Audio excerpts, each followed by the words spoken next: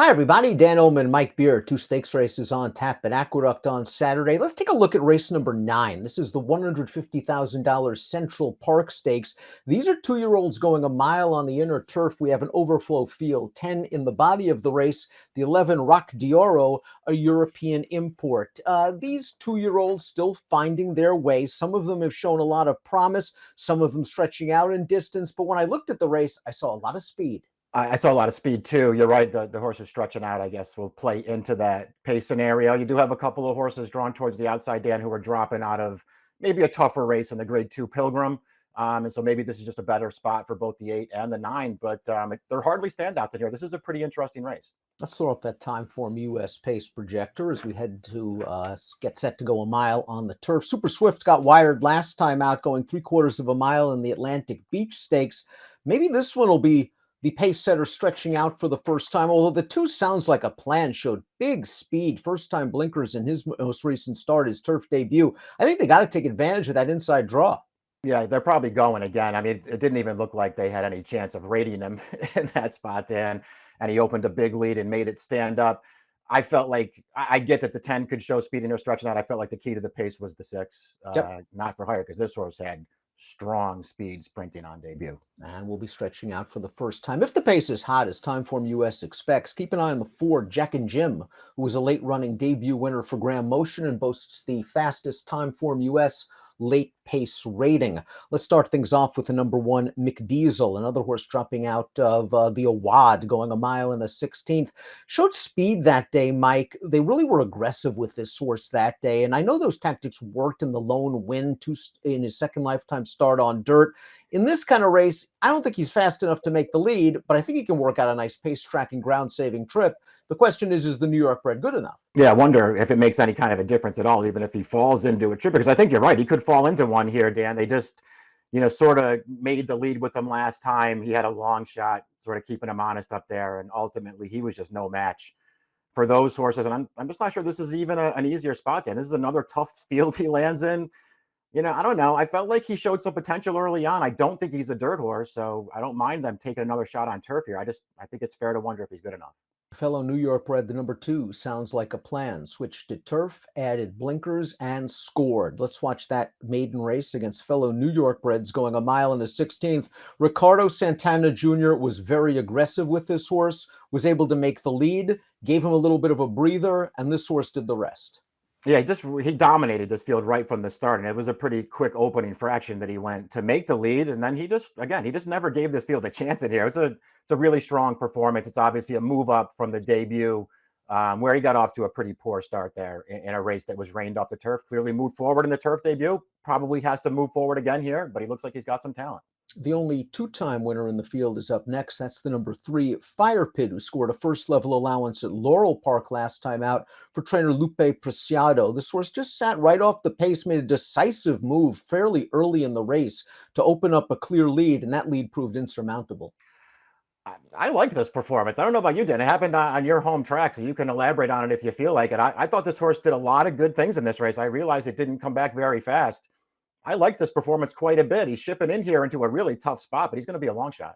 He was very aggressive and keen early in this race, and I like that Michael Sanchez just pretty much allowed him to do what he wanted to do after sort of a very slow half mile. He looked good. He looked professional. Fire Pit is going to probably be chasing faster fractions, but I think he's pace adaptable. He's really interesting for a very underrated trainer. Jack and Jim is the number 4. This one's by your favorite sire, Slumber Mike, and he made his career debut for Graham Motion. Now, we know Graham likes to take his time with his horses, so when Graham wins first time out, sit up and take notice. Let's watch Jack and Jim win against New York breds, and he did so from off the pace. He's making a move on the outside here. This 4 horse is going to come out into him briefly. It sort of bothers his momentum, but it doesn't bother Jack and Jim. Ultimately, he just gets right back to his right lead, and he kicks on nicely to score. Like that he overcame that little spot of trouble there in the stretch, easily closes this field down. If you go back and, pull the full replay, they didn't break that sharply from the gate, Dan, but he always traveled strongly in this race. You could tell that he was probably going to win this thing from a long way out, and he just sort of did what he was supposed to do. I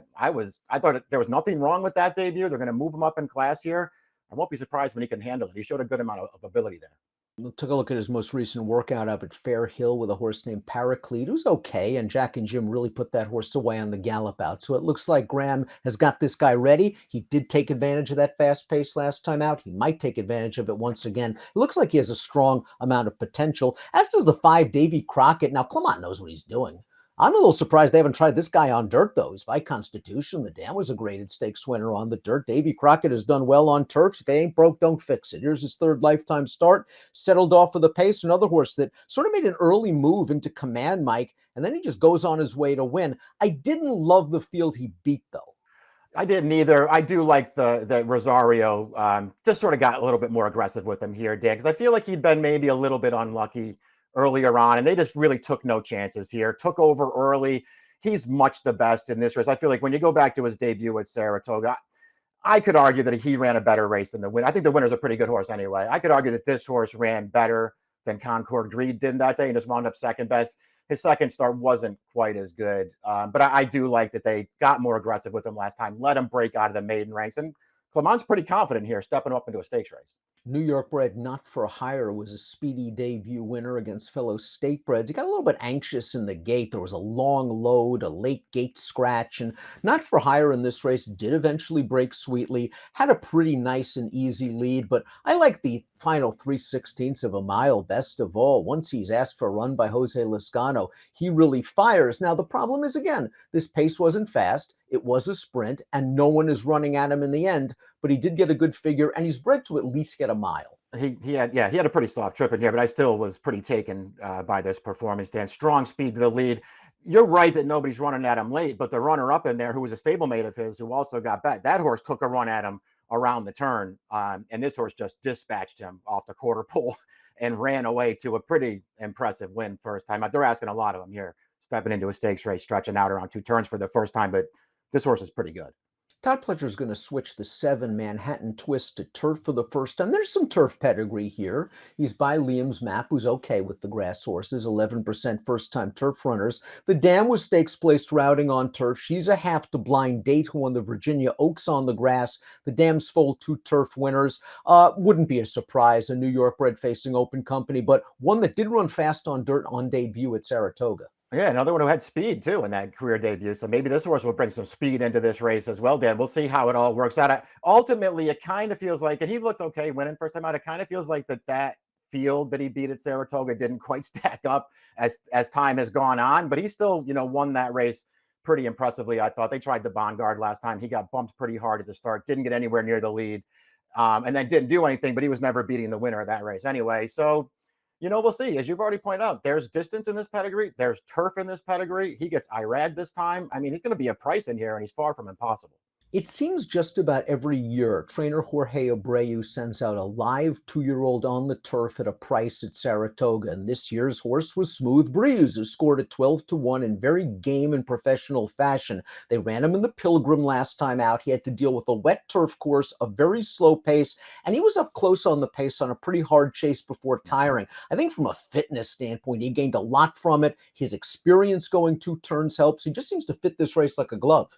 Yeah, I wonder how much the yielding turf affected both he and the horse drawn right to his outside in that Pilgrim last time. It was obviously a strong field anyway, and ultimately this horse got up close, did his best there through the stretch. He just wasn't quite good enough. He couldn't get control, and then he got out finished late, but it was yielding ground, so I didn't want to be too hard on him for it, Dan. This horse's debut was really, really good. I know it was against New York breds.